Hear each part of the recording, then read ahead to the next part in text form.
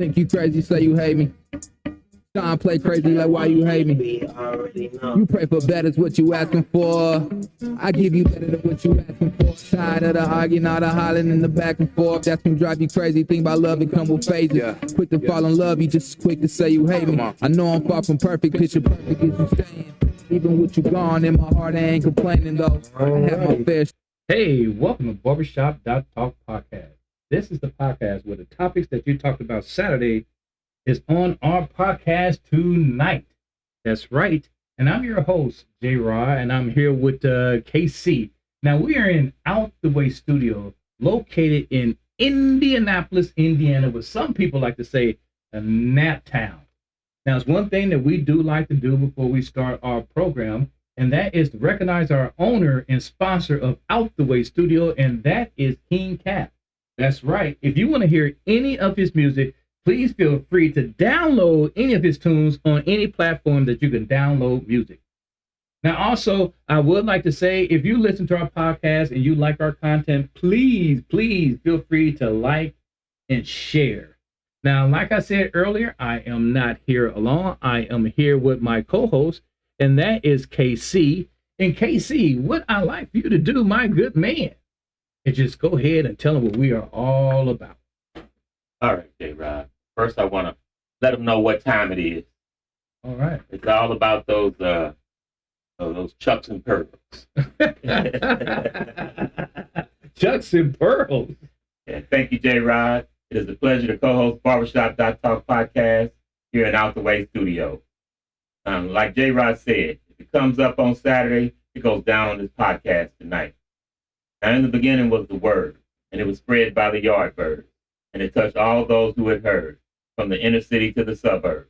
We reclaim it, remix it, and bring it back to you. Because at Barbershop.talk, that's what we do. All righty. Hey, I got to say, Casey, that was a little different what you did this morning. Would you say it was all about the what? All about the chucks and pearls. All right.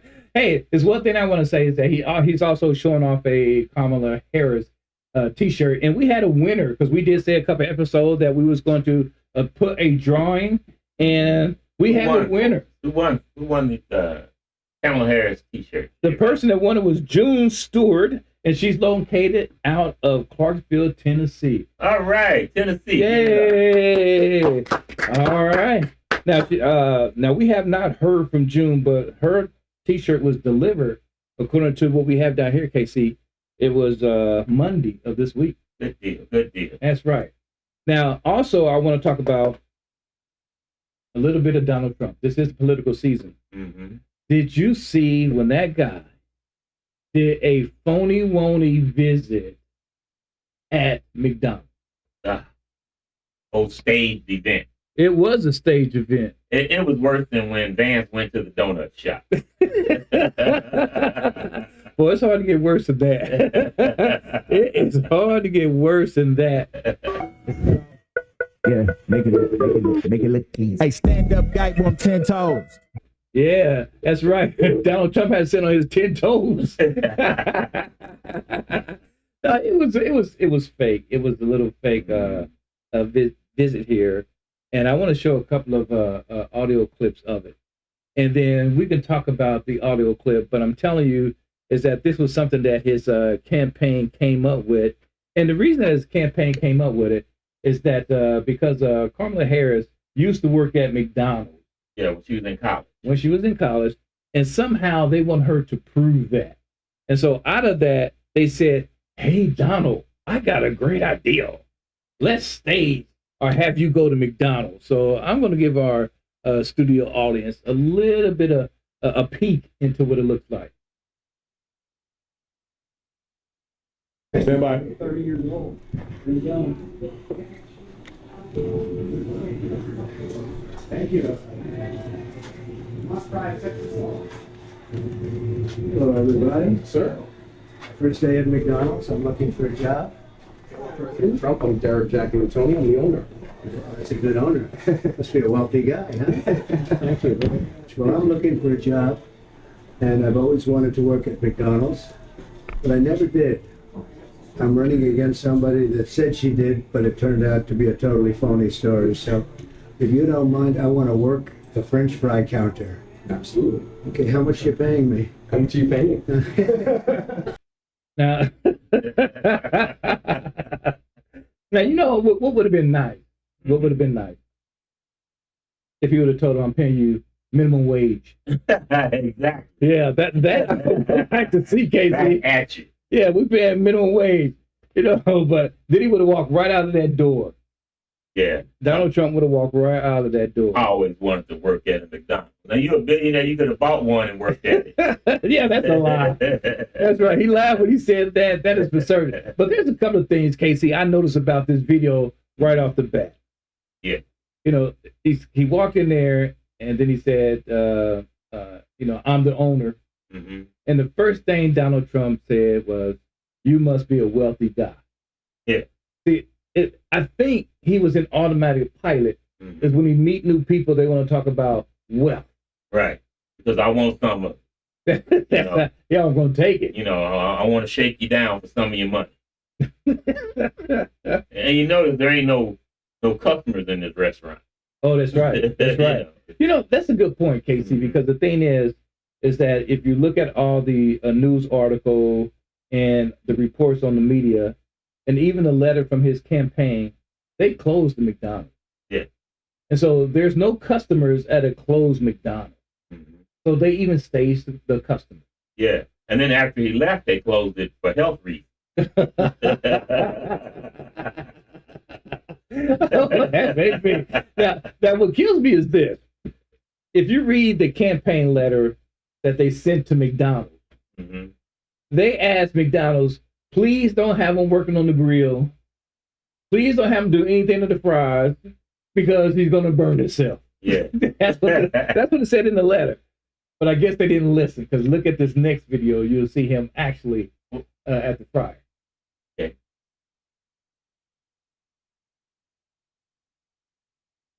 Lowered in. Then take the time. Now, in a couple of slowly, gently lowered into the oil. Don't want to burn yourself. Up, down.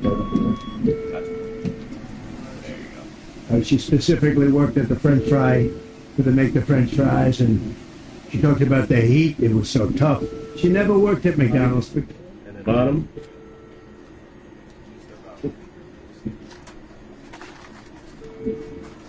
Never.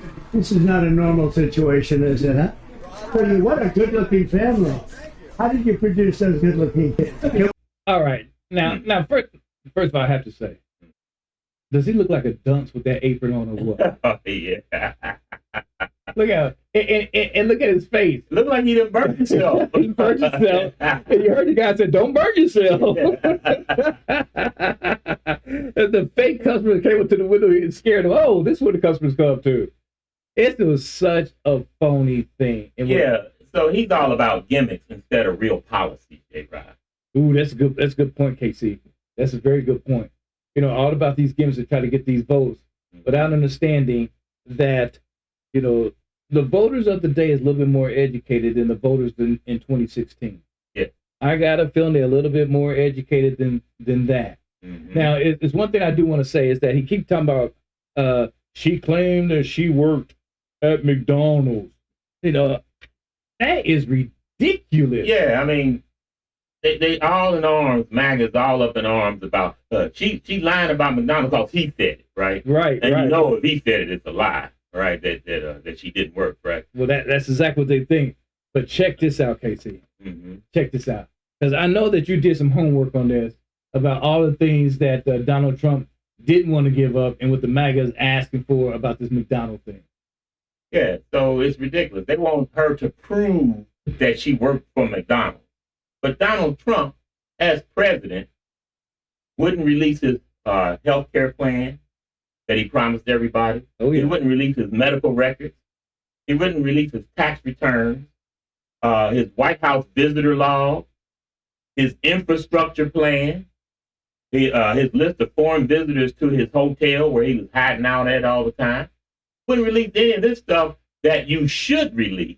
And he's all over her about an entry-level job that she had when she was in college. Yeah, and I think they wanted her to produce some stuff, if I'm not mistaken, Casey.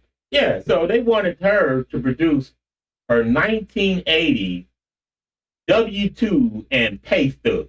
Now, who the hell keeps a W-2 and pay stub for 40 years? I don't know. But you know something else that he tried to withhold? What's that? The transcript of the meeting with him and Putin. Oh, yeah, definitely. Yeah, now all that stuff that he refused, I'm not going to let you see my taxes, and he lied and said it was under audit at the time. I don't know if you remember that. Yeah. You know, I'll release them after the audit. But the IRS said it went under audit or not, you still can release them. Yeah. No, I can't. No, I can't. Right? He didn't want to release what all the directions Putin gave him on what he wanted, what Putin wanted him to carry out. Yeah. You know, now he got mad after this stage. He got mad. Mm-hmm. Now he got so mad. First he said this about McDonald's when he got mad. Wait, hold on. Wait a minute. I didn't hear that. Yeah, play that again. Okay, we're gonna play it one more time. This is what he said because he was mad at McDonald's. They're eating the dogs. Yeah, that's what he said. That's exactly what he said. That's in Mar-a-Lago. But you know, now the reason that he got mad, because I'm going to show you a photo of why he got mad at McDonald's. Mm-hmm. That right there. After he was working at the fry station for a minute. Yeah. Manager needs to see you. That's what he said. Your background check came back. You can't work here, you convicted felon. So, sorry, Trump, you can't work at McDonald's because you are a convicted felon. He said, but I'm going to need this job after November 5th. And he's going to be paying minimum wage. I can tell you that right now. He's going to be paying minimum wage. So what do you think about that, Ronald? Yeah, that's the other thing, man. So, while he was there were some people that came by there as a family, but they blocked them off, wouldn't allow them to come in. Kids was looking through the window, and they said, Mom, Ronald McDonald's at this McDonald's. Ronald McDonald is here. That's horrible. That's horrible. He had all that orange face going on. They didn't know. But he's nothing like Ronald McDonald, and I'll tell you why. Mm-hmm. Because Ronald McDonald got big feet. That's true. Yeah, see, Trump is itty bitty. Look at his hands. He got itty bitty hands and itty bitty feet. So he is nothing like Ronald McDonald. But on his behalf, he can say, they're eating the dogs. So, well, see, I think he thought he was at Dairy Queen where they serve hot dogs. Oh, okay, I get it. You know, he gets confused sometimes. At this point of the game, I really don't know what to tell folks, because if you haven't made up your decision what you're going to do now, I don't know what to say to you, because it's everything has been out here. You know, he lies all the time. He has no character. He's convicted. He stole our classified documents. He lied over 30,000 times. He started an insurrection with his rhetoric. You know, what else do a person need to know about this man? J. Rod, there's 1,000 reasons why you should not vote for Donald Trump. Oh, 1,000? Can you give me a few? Right. I'm going to give you one reason, though. Okay. This one reason is reason enough. Over 100 Republican officials who had been part of 3 different Republican presidential administrations have come out, and they have said that Donald Trump is a danger to our democracy, and they have put their support behind Kamala Harris. Over 100 Republican officials that have worked in the White House with Republican administration saying, do not vote for this man. We have never, ever had anything like that in our history before. Wow. You know, I'm going to add to that, Casey. 42 people in his cabinet did not endorse him. Exactly.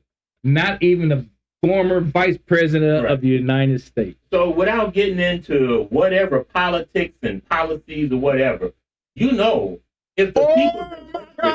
Yes. If the people that work with you and are associated with you saying, do not vote for this man, then, if you're not hearing that, you're tone deaf to reality. You're absolutely correct. You know, some Casey, there's one thing I do want to talk about is that because he tricked us the first time around. You know, and it's amazing that you hear me say he tricked us because he also tricked me. Yeah, when he was talking about that little tax policy, you know, he gave it to us. He stuck it to us in the rear, KC, and I mean in the rear. Yeah, it was the BS tax policy. What it was a huge tax cuts for the wealthy. Yeah, and it was permanent huge tax cuts for the wealthy, and a temporary minuscule tax cut for the middle class. You're absolutely right. We had to look up, and well, not we, because I caught on to it early. But there's some people they was looking up and down, saying, "Oh, we got these bonuses. Oh, this tax rate, these tax breaks are great." Until a year later, yeah, and then it started biting them in the butt. Because what he did was he told the corporation, "I'll give you all the money if you give your employees an additional bonus and say it was from part of from my tax cut." And so it was a one-time gimmick, because that's what he's about, gimmick. That's definitely true. So you got the minuscule tax cut, you got the one-time little bonus from these corporations because they was getting it all back in tax dollars, you know, through his gimmick. But all the wealthy people and wealthy corporations got huge permanent tax cuts. And the result of all this, J-Rod, was the largest one-term deficit in the history of this country. Oh no! And he spent all that money, and it didn't benefit anybody other than the wealthy. The Biden administration in those 4 years added 1/4 of that to the deficit, but they gave us the CHIPS package. They increased manufacturing. They did pass the infrastructure law, reduced prescription drugs, did a lot of things to help a lot of people, improved health care, made it more accessible for more people, a lot of things for a lot of people for a fraction of what he did for his rich buddy. Well, before you get too far from the tax, we have found an expert to do a comparison between the tax plan of Kamala Harris and Donald Trump. So I'm going to let our listeners look at it, and you may or may not be surprised. You may or may not be surprised. I want you to listen. Because the Economist is a big fear of what Donald Trump's tax plan would do to the economy. So take a peek at this. So why are these economists so opposed to Trump's plan? Because the economic effects would be pretty terrible. This is a study done by Bloomberg Economics, and they found that Harris's plan did not have much change in either the GDP or inflation, which in a sense is a good thing at this point. But look at what Trump's plan would do. Trump's plan would cut the GDP by 8.9%. Let me put that in perspective for you. This is roughly twice the amount that the GDP went down during the financial crisis. Wow. So we would be looking at something between a recession and a depression. And one of the most important things in these two plans are the differences in their tax proposals. Harris's tax proposal would raise incomes for people at the bottom 20%, for people in the 20 to 40% percentile by fairly significant amounts. She would raise taxes for people at the higher incomes down here, in the 99 to 100 and the 95 to 99. Trump does the opposite. He raises after-tax incomes for people at the highest incomes up here. And believe it or not, if you're at the bottom, Trump's tax plan would actually increase your taxes slightly. So maybe people are figuring out these kinds of differences and changing their view of her economic plan versus. You absolutely right. Now, absolutely. Look, Casey. Is it surprising when he said his tax plan would put us in a depression or recession after he bankrupted 6 businesses? Yes. Here's a man supposed to be a billionaire, and he couldn't even get a loan in America. I mean, that's just unreal, Jay. No, that's totally unreal, Casey. It's totally unreal. That is horrible. That is horrible. Now, don't let him fool us twice. Oh, no. He's not gonna fool us. He's not gonna fool us again. He didn't fool me the first time because I knew what he was like. But he's not gonna fool America again. We caught him in 2020, and we're gonna catch him again in 2024. All right, I'm gonna go back a little bit, Casey. I can't help. I just got that McDonald things, that McDonald visit in my mind. Yeah, because one of the reasons why they let him go, they terminated him. Because he was a convict. Well, yeah, that, and he put about 5 or 6 cheeseburgers down his pants. At least they thought he did. As it turns out, I guess he just, kind of soiled his diaper. Okay, that would explain all the reviews. That was it. Because here's a little bit of information about the reviews that he attained because of his visit. I just couldn't pass this up. Listen to this. It says 1-star review plagued McDonald's that hosted Trump. Let's get some info on that. Take me to McDonald's, please, where Donald Trump took over as a fry cook. That McDonald's that he worked at is being inundated with reviews on Yelp. All right, Ashley, what are people saying? Fun with it. The Yelp site itself saw an influx of comments describing Trump's criminal convictions, his demeanor, and customer service skills, along with 1-star reviews for that particular McDonald's in Feasterville, Pennsylvania. One reviewer said, quote, "The fries were too salty," as if someone who lost a major election had been crying over them for an hour. But another wrote, Stop. Hey, that's pretty funny to me, Casey. Oh, that's pretty good, J. Rod. Yeah. It was salty and soggy. All right, here's some more comments. That was hilarious. Best McDonald's I've ever been to in 47 years. The older employee was extremely nice. Make McDonald's great again. Bring back the $1 menu. There you go. That was funny. That was funny, Casey. But now you know us at Barbershop.talk. We do some additional homework all the time. Mm-hmm. We do. Yeah, we do. And let me tell you, I dug up some of those comments. Mm-hmm. Oh, it was public record. Yeah. Yeah. I wrote them down. I'll read the first one. It says, let me see here. Oh my God, this comment was from an employee. It said he refused to wash his hands. Oh. And he was in the stall. He wasn't at the urinal. Oh my goodness, my goodness. I got another comment. What else? Did you find any comments? By the way? Go ahead, J. Rod. All right, I'll get another one. Says here that from an employee. Mm-hmm. I mean, that's serious stuff with an employee. It says I called the health department due to the smell from his diaper. Oh man, that's what he said. I'm not making this up. I am not making this up. That is a comment. I wrote it down right here, Casey. I saw a comment that came in, J. Rod. All right. I guess while he was there, one of the employees accused him of sexual assault. Oh, that's believable. Yeah, the guy said Trump grabbed him in the bun. Oh, that's hilarious. That's hilarious. That is hilarious, Casey. That is totally funny to me. But you know something? I got another comment right here. Let's hear it, J. Rod. All right. They're eating the dogs. Yeah. That was the comment. This is the comment. It says that in the middle of his shift, he stopped to play with the Happy Meals. I love the toys. The toys. I love the toys. That dude is something else. That dude is something else, Casey. But we got to move on. I mean, but I mean, it was staged. If anybody thinks that was real, it was not. No, it was the McDonald's was shut down. As you saw, there were no customers in there. None. And the car that drove up was a staged car to come through there. But you also noticed that that he did have a what do you call that? A report conference when all the reporters come and talk to you. What do you call that? A conference. Okay.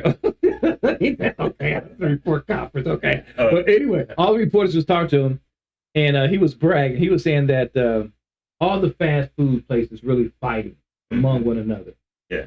And so he said that he came up with a plan, and nobody came up with a better plan than his plan. Right. He said it only took him an hour. Oh. An hour to develop this plan. But he didn't work on the healthcare. He didn't work on the infrastructure. He didn't work on immigration. No, but he worked on this plan, Casey, and he was serious. Okay. He said that it took him an hour, And so, We got any word on what his plan is? yes, in fact, yeah, give me just a second. I'm going to pull it up for you because Okay. it is amazing. It is totally amazing.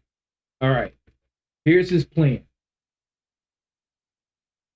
It is prophesied that the Burger King must marry the Dairy Queen and shall have a daughter named Wendy, a son named Carl Jr., and they will have 2 jesters that serve them.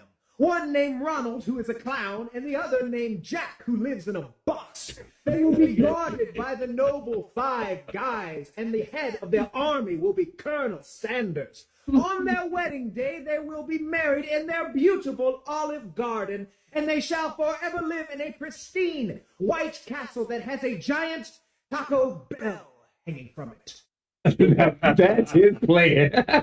You know, that plan might work, J-Rod. You think that plan will work? One time this plan might work. You know, the thing that he had to drag in, the Colonel. Oh, yeah. Along with the 5 guys, man, that was something else. That was something else. But that was his plan. Well, you know, a broken clock is right twice a day, and so he might have a good plan there, J-Rod. Oh, okay. Have their daughter Wendy. Now, of course, the White Castle. yeah, I wouldn't mind living in White Castle. I do It like won't it. have a smell to it. Especially with him there.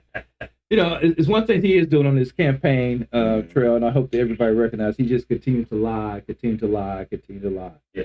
It's I am surprised how many lies he continues to put out, but he has no credibility with me. With anybody. Well, that's what I'm saying. If you have not made up your mind who you're going to vote for, I don't know what else to tell you. But I'm going to show you that he's still lying, KC. Mm-hmm. He's still lying. He's breathing. He's lying. That's pretty good. So let's talk about his recent lie about all the disasters and the delay from the White House, which is a lie. This is the worst response to a storm or a catastrophe or a hurricane that we've ever seen, ever. As of today, what has been the ongoing kind of federal assistance for South Carolina? What is it? It's been superb. They haven't seen anybody from the federal government yet. The federal government isn't there. I'm incredibly appreciative of the rapid response and cooperation from the federal team at FEMA. I've lived in North Carolina for almost 30 years. I've seen a lot of storms come through this state. I'm actually impressed with how much attention was paid to a region that wasn't likely to have experienced the impact that they did. The White House is doing nothing. They've abandoned us. So I just spoke, the president just called me yesterday afternoon. I missed him and called him right back. And he just said, hey, what do you need? And I told him, you know, we got what we need. We'll work through the federal process. He offered that if there's other things we need, just call him directly, which I appreciate that. Those are all Republicans. Every single person that you just heard from was. Yeah, and a couple of those people he actually posed with the next day and was still spreading the lie standing next to him, and then they counter the lie that he's spreading. You know, but he don't care. Yeah. He has no filter.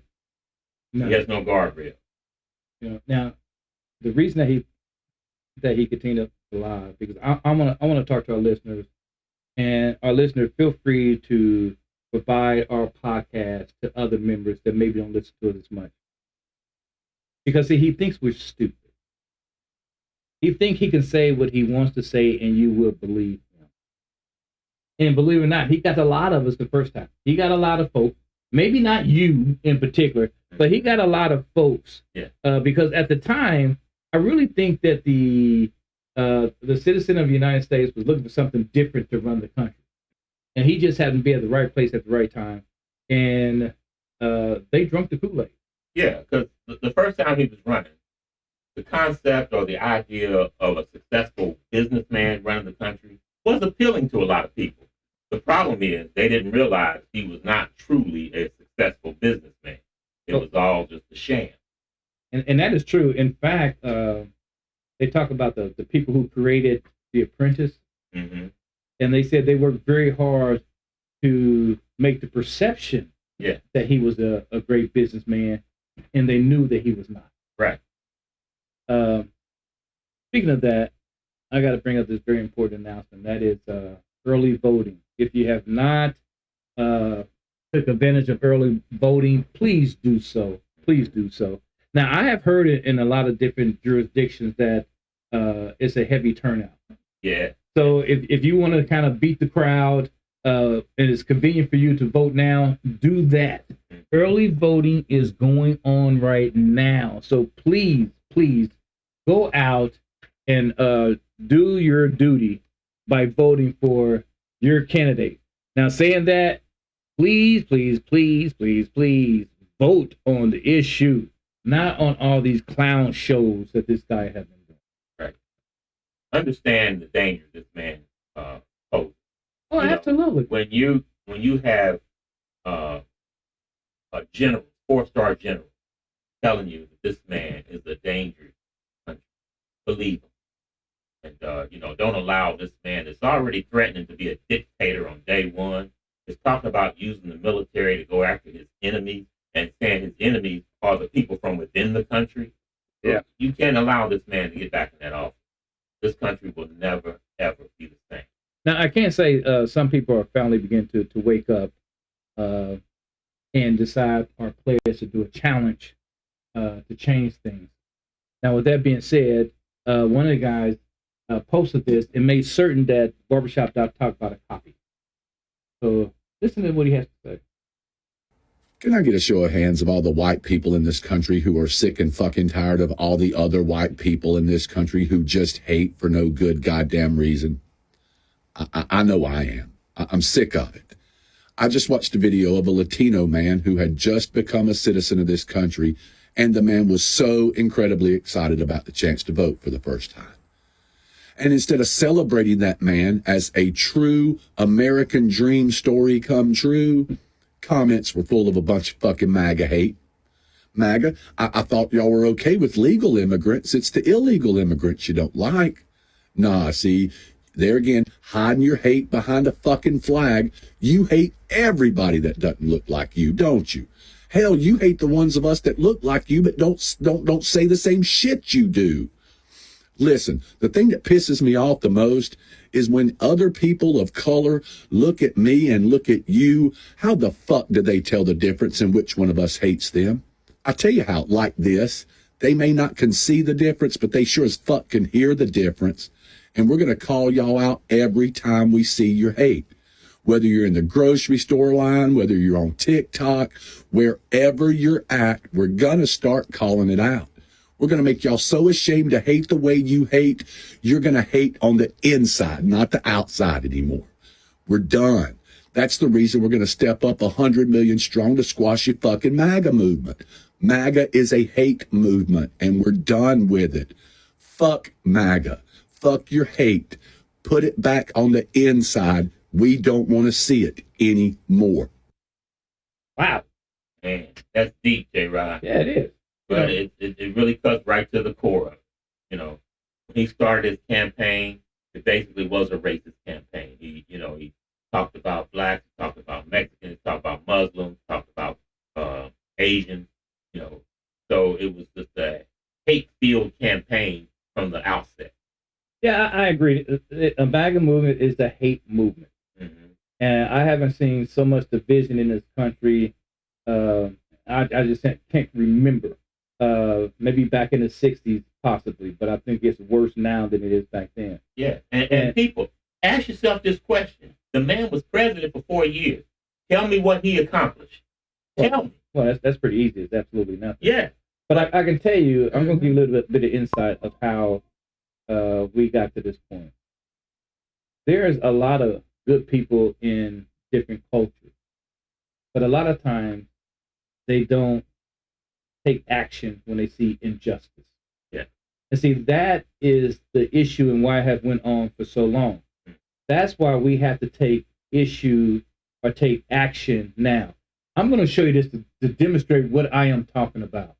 Hopefully, after you see this, you understand what I am talking about when I'm saying We have tolerated stuff and did nothing, but it's time for us all now to do something. I want you to look at this video, and I'm going to talk more about it. If you, as a white person, would be happy to receive the same treatment that our black citizens do in this society, please stand. You didn't understand the directions. If you white folks want to be treated the way blacks are in this society, stand. Nobody's standing here. That says very plainly that you know what's happening. You know you don't want it for you. I want to know why you're so willing to accept it or to allow it to happen for others. Man, that's powerful, See, J-Rod. it's very powerful because in reality, when people didn't stand or do anything, they are admitting that they did nothing for injustice.